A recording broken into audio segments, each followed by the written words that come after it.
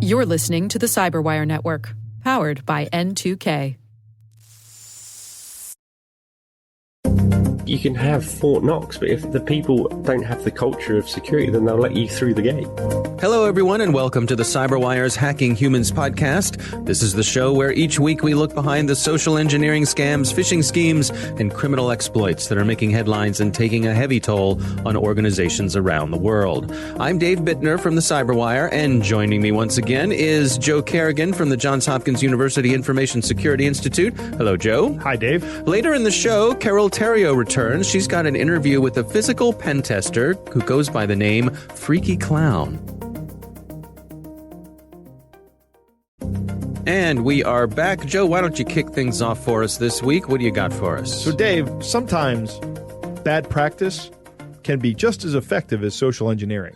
What do you mean by effective? Or maybe I should call this accidental social engineering. Okay, go on. So we have a story from an anonymous listener. All right. Now, when I say anonymous listener, I know who this listener is. I've talked to this listener multiple times. Okay. So I consider this legit listener. I'm not going to tell you who he is. All right. I will tell you it's a he, obviously, because I just said he, but you're slowly giving away this person's identity, right? One slip up at a time. Exactly. All right, go on. They're going to figure it out. Yeah. So it's a story from work. He got an email at work that claimed his employer was doing a file update. Okay. And the email asked that the form be filled out. And it was asking for personal information such as your social security number, license plate number, insurance policy number, your driver's license number, and your date of birth. That's a lot. That is a lot. Everyone in the office got the email. Okay. And our listener said, hold on. It might be fake. I'll go check. Ah, all right. Good listener. Good listener. Right. He says we have him so paranoid about phishing. So he's giving us credit. Right. All right. That we'll take it. Right. That he actually takes the time, like we often advise. He goes out and he finds out that somebody sent, yes, this is a legitimate email. Right. All Please right. fill Well out done. the form and send it back. Well done. Right. So he took a minute to go and make sure that they weren't getting phished, which is great. Yeah. But there's more to the story. But there's more to the story, right? This doesn't end here. Okay. Someone in the company fills out the form with all this data, and then when they reply to it, they hit reply all. Of course they did. And they managed to send it to everyone in the company who had received the original email. It gets better, Dave. Okay. Go on. Among the recipients of the original email were some external addresses to Yahoo and Gmail addresses. So now not only has this person sent their own data out to everyone in the company, they've actually sent it outside of the company, presumably to employees who have been using external email addresses as their business email address. Oh. The system here didn't fail. The email did exactly what it was supposed to do. It's the people who used the email that failed. Right. Well, take this one apart. What happened? So here are the problems with this. Whoever wrote the first email sent a mass email to everyone in the organization by placing all the names in either the to field or the CC field. Right. Okay. Here's my advice. If you're ever sending out mass emails like this, the best practice is to put everybody in the BCC field, the blind carbon copy field, right, and then put your own address in the to field. Okay. Okay. The blind carbon copy field means that when I BCC somebody, and it's not apparent in all these interfaces, it means that, let's say I BCC you and send the message to a bunch of people. They will see that the message was sent to them, but they won't see the message was sent to you. Right. So if I put everybody in the BCC field that I'm sending this mass mailing out to, nobody else sees any of the email addresses that it was sent to. And when somebody hits reply all, which they will do. There's always someone. There's always someone. At least one person. Exactly. Who has a twitchy reply finger and just can't help themselves. They can't help themselves. Right. Exactly. When they hit reply all, the only person it goes back to is the person that sent it or the person in the to address, which is also the person that sent it. So that's what I recommend. Okay. Second, never use an external email address for your business email. It has a number of problems. Number one, it makes it so you have to send your email, your business communications to an outside third-party service that you don't pay for and you therefore you probably shouldn't trust. Someone like Yahoo or Gmail. Right. I mean, you can go out and you can buy the Gmail. I'm not saying that they're not trustworthy. Yeah. It's just that that's not under your control. If you pay for a service, that's under your control. It's outside the moat. Exactly. You should pay for the service for all your people to have emails, and your company policy should be that no corporate communications will be sent to external emails, maybe with the exception of HR emails that need to be sent before or after someone is employed. Right. So you have that uniformity there. Exactly. You know, everybody's playing by the same rules. Right. Yeah. But generally speaking, business communication should be done to business emails that you control. And finally, this is something that might be a little bit more complex for the average user to implement, but a great idea would be to implement digital signatures for your email. So if you have a digital signature for your HR person, then when the HR person sends this out, people can see the signature and see that it's valid and it came from the validated user. This requires a lot of technical expertise, not only on the person in HR, but on the people reading the email to understand. So even if you get these things and you go and check, that's still fine. And that one is a great idea, and you will be more secure, but it does have some overhead associated with it. Right. Right. All right. Well, hats off to our listener who did the right thing by taking that extra step to check out to see if this was legit. Yep. And thanks for telling us about it, too. And as for the other person, shame on you. Well, I mean, obviously it wasn't intentional. Right. And no, and that's the thing, right? That's the thing. A lot of these things are not intentional. Yeah. You know, this is essentially a data breach. What has happened? It's a very small data breach of one person, but this information has left the company network. Right. That's a lot of personal information. Yeah.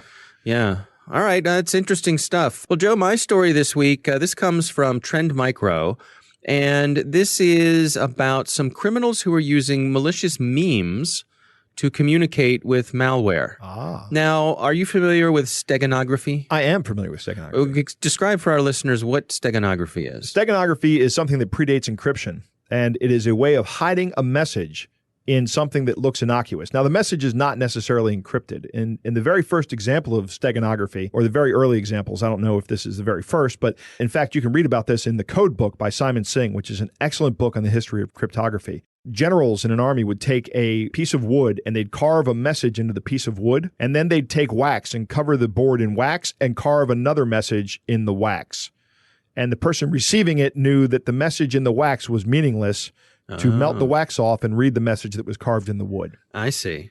So if someone intercepted this piece of wood, they would think that the message carved in the wax perhaps was the message throwing them off the trail. And then they'd send it on their way because they wouldn't want to disturb the message, because once you collect the intelligence, you still want the enemy to act on it, right? But then you can anticipate it.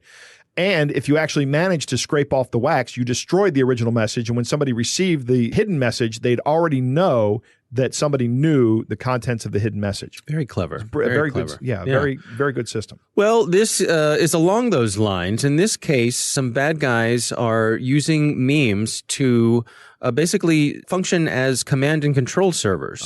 Now, a command and control server, why don't you describe for us what that is, Joe? So, and when you have to have a botnet, which is a bunch of computers that have some malicious software on them that are under your control, they have to be able to communicate with some way to get their orders, because these things have, for example, a distributed denial of service botnet. You can just build a DDoS botnet to target one target, but that's not very useful. If I'm going to do this as a service, I need to be able to be paid, and then who do you want me to DDoS? And then I need to be able to tell all those malicious bots, here's who I want you to attack next. In order to do that, I need a command and control server. Right. Here are your marching orders. Exactly. So they check in with this server to see what they are ordered to do next. Right. And the bots will be written so that they check in with the command and control server periodically. And even if the command and control server goes down, they have backup command and control servers available to them. So what the folks at Trend Micro discovered was that there was some malware that had been installed on some people's machines, and they're not sure how the malware got installed.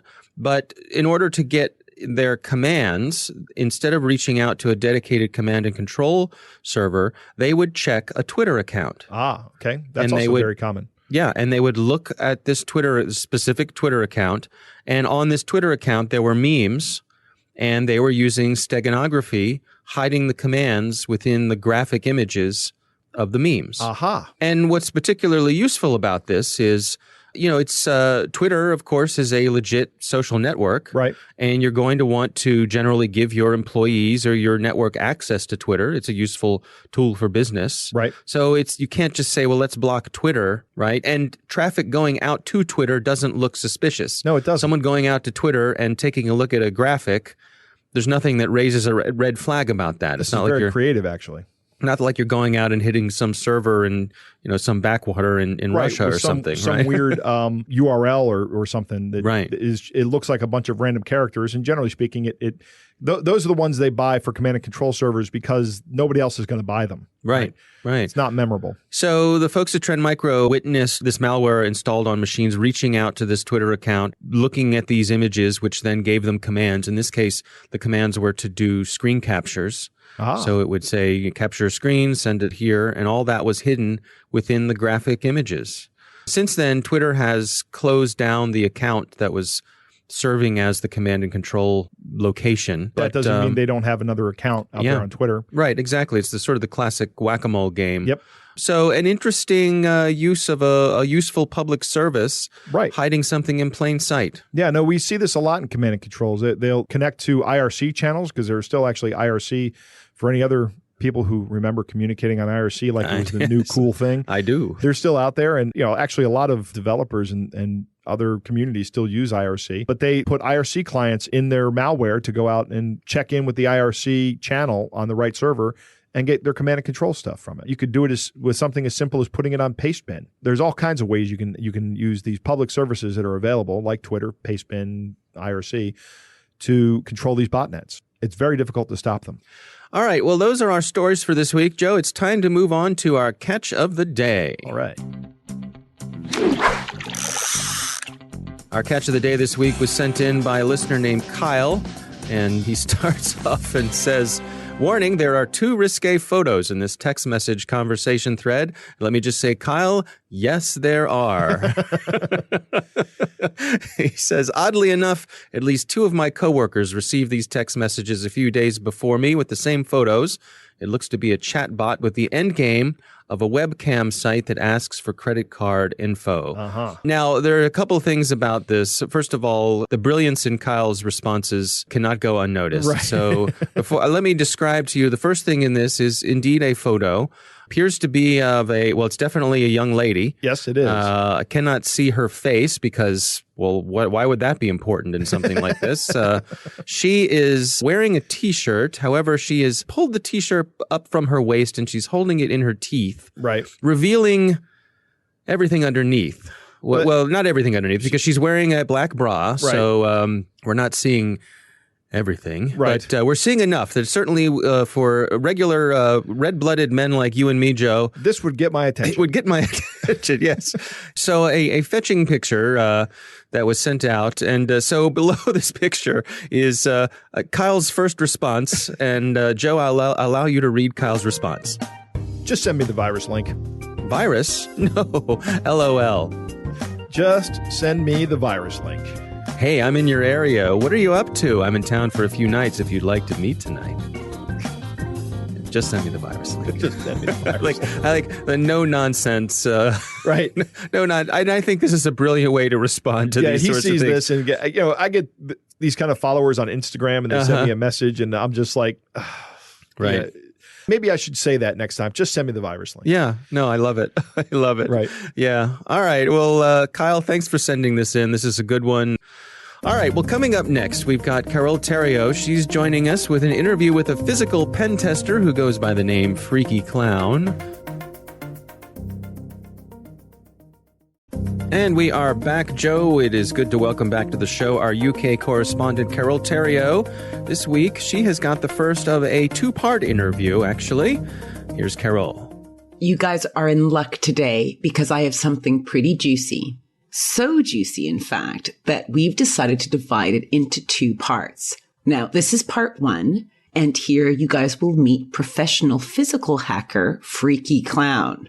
Already you're interested, right?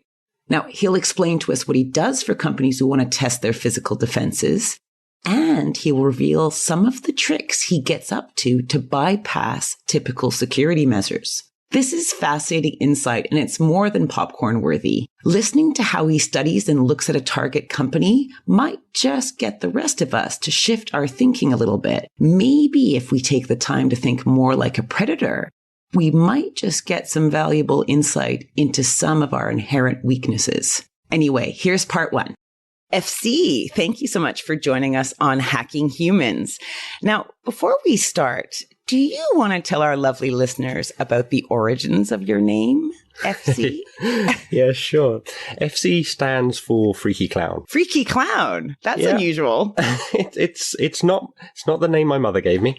Probably much worse. No, Freaky Clown came from a nickname I had when I was a kid. And at the time I was getting into computers and stuff and I needed a hacker alias. Freaky Clown just sort of went into that really easily. I had several others at the time, but that one became popular and has stuck with me ever since. So the name chose you almost. Yeah, pretty much. It was, it's been with me now for like 35 years, something like that. So I can't get rid of it. I can't shift it. So you've shortened it to FC. So I shortened it to FC because, generally if you're in a meeting with some sort of high power people, they don't like saying Freaky Clown. They prefer FC. Your company website, Sygenta, talks about you focusing on socio-technical knowledge. Can you give us a bit of insight of what that means? We understand that security is not just one part, right? We don't just do cyber security because cyber is just one of the three areas that you need in order to have security in a company. You need to understand that there's a physical element, which is one of my specialities. And then you've got the human side, the socio-technical side, the sort of crossover between how humans use technology and how they interact with it so that they can be more secure in their use of it. Because if you've got a large company that says they're secure, if they're not good in the cyber technical section, if they're not good in the socio-technical side, if they're not good in the physical side, it doesn't matter. It all falls apart. Because if you spend £100 million on all of the technical controls on securing your company, and you've put in loads of training for people, if I can still walk into your building and steal all the servers, it's all for naught. So the same with any of those other bits. You can have Fort Knox, but if the people don't have the culture of security, then they'll let you through the gate. If those two parts are working and your cybersecurity is terrible and people can just get in over the internet, then again, you're kind of screwed. So that's really interesting. So you say you focus on the physical aspect of that. Do you mean literally breaking into a company or breaking into a server room, for instance? Yeah. So my specialty at Sygenta is the technical and physical. So I do all of the really cool hackery stuff you all know about. But I also focus on the physical aspects of security. So in my career, I've broken into literally thousands of banks in my career. Yeah, it's a great part of my job. I get to physically break into places. I get to steal stuff, all with permission, obviously. Yes, I was just going to say for our listeners that this is from a white hat perspective, isn't it? Yeah, so people come to us as a company and say, okay, look, we understand that we need some sort of security assessment. Will you come and use the same tools, techniques and tradecraft that criminals are using nowadays in order to break into our company with our permission and then tell us how you did it? So that's where we come in. We sort of help companies become more secure by breaking into them. Okay, you must have some great stories. Maybe you can share a few.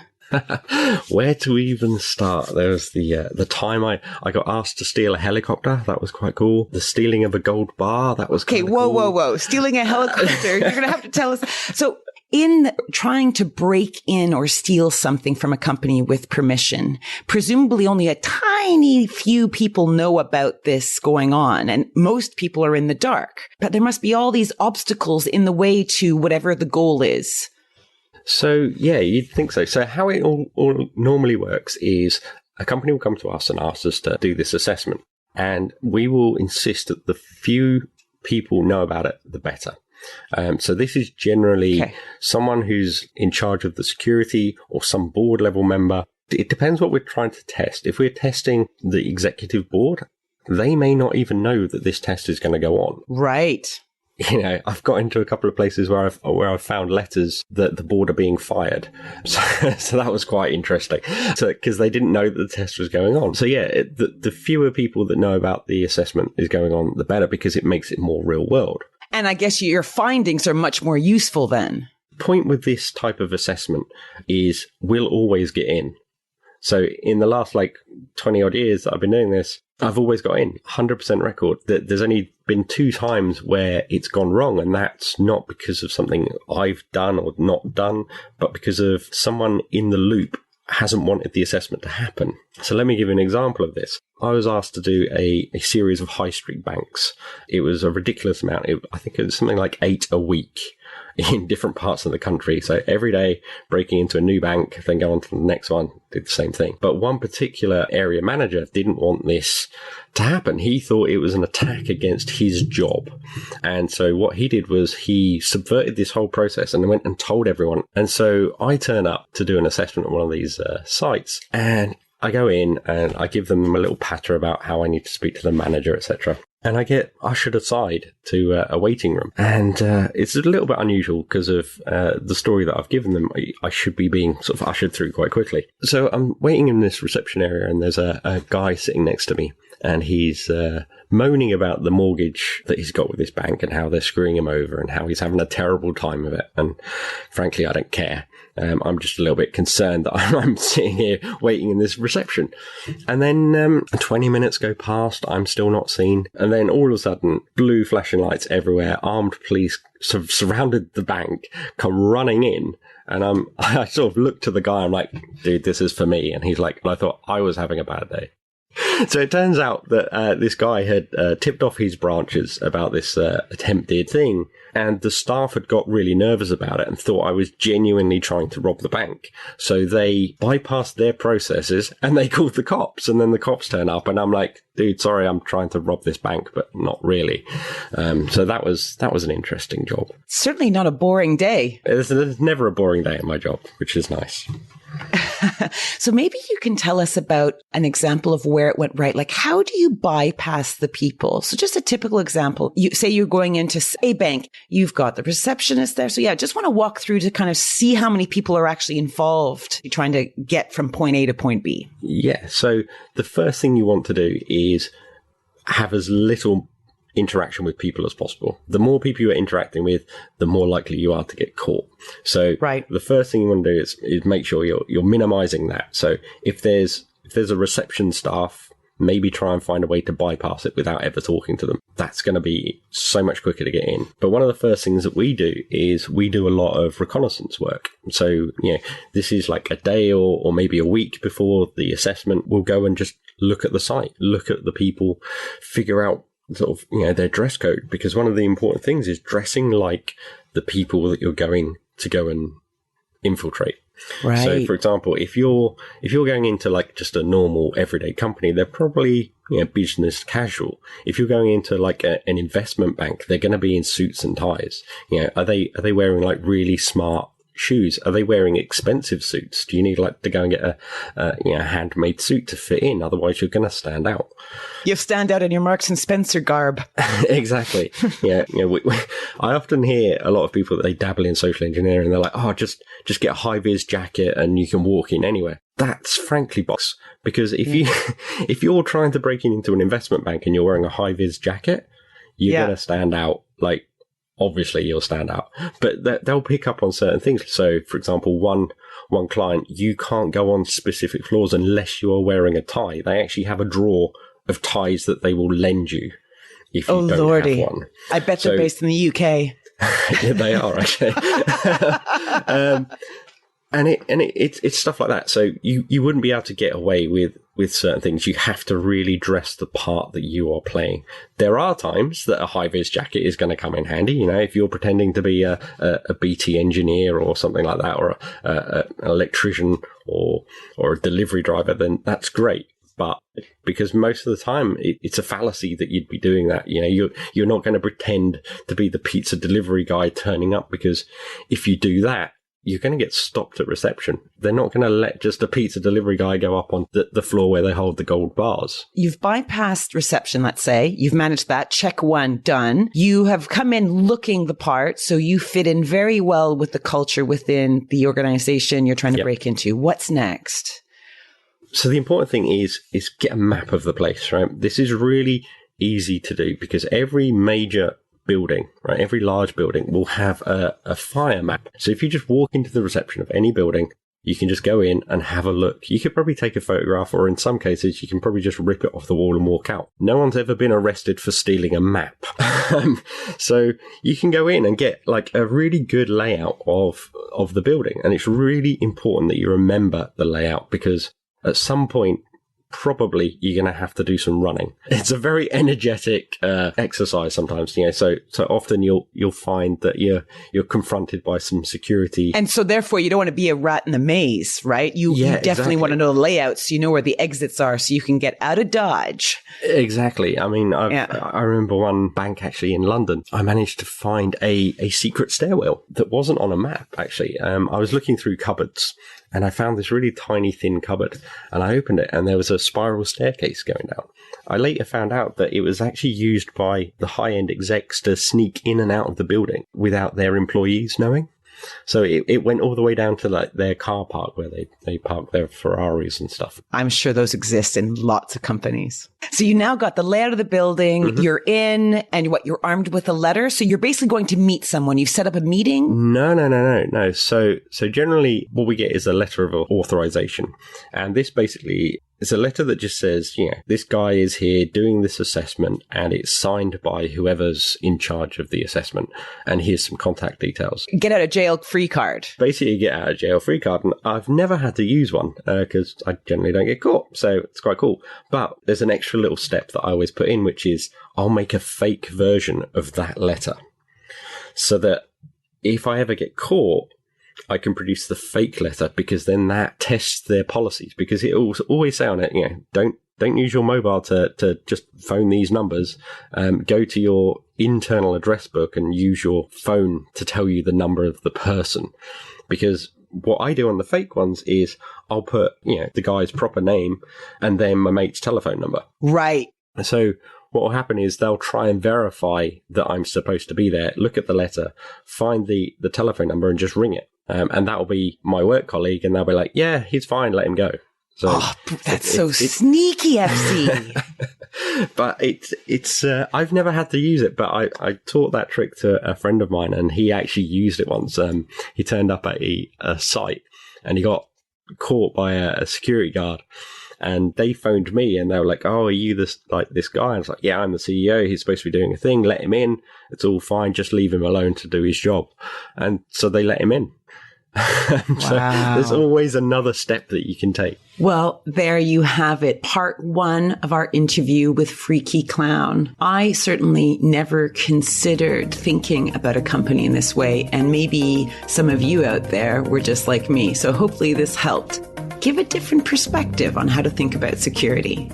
This was Carole Theriault for Hacking Humans. Boy, Freaky Clown is the guy you want to chat with at a cocktail party, isn't he? Yeah, he is. You know what? I am so disappointed that no one has ever asked me to steal a helicopter. Yeah. I now have a new life goal, Dave. Also, I need a secret staircase. Don't we all? Yeah. Don't we all? Yeah, that's a great interview. I love listening to these stories. I love listening to these physical penetration testers talk about how they get in. I'm amazed that she has a 100% success record, that he's never screwed up. I think he must be remarkably good, unless someone sabotaged him, of course. Yeah. Like he told in that story. I love the idea of the fake get out of jail free card. Right. I might just start carrying these around just on purpose, and just see if I can get some. Yeah, here's the one from McDonald's. Here's the one from Walmart. Here's the one from, as you go around shoplifting, as you do. Right. Exactly. When you get caught. I'm sorry, I'm just testing your security. I'm testing your security. Here are my papers. Here's my paper. Right. It's on Walmart letterhead, which I can just print up with an inkjet printer, I'm sure. Good stuff. It is good stuff. That's a great interview. I'm really looking forward to part 2. And, of course, always great having Carole Theriault join us. And, looking forward to part 2 of that interview. And that is our podcast. Thanks to the Johns Hopkins University Information Security Institute for their participation. You can learn more about them at isi.jhu.edu. The Hacking Humans podcast is proudly produced in Maryland at the startup studios of Data Tribe, where they're co-building the next generation of cybersecurity teams and technologies. Our coordinating producer is Jennifer Ivan. Our editor is John Petrick. Technical editor is Chris Russell. Executive editor is Peter Kilpie. I'm Dave Bittner. I'm Joe Kerrigan. Thanks for listening.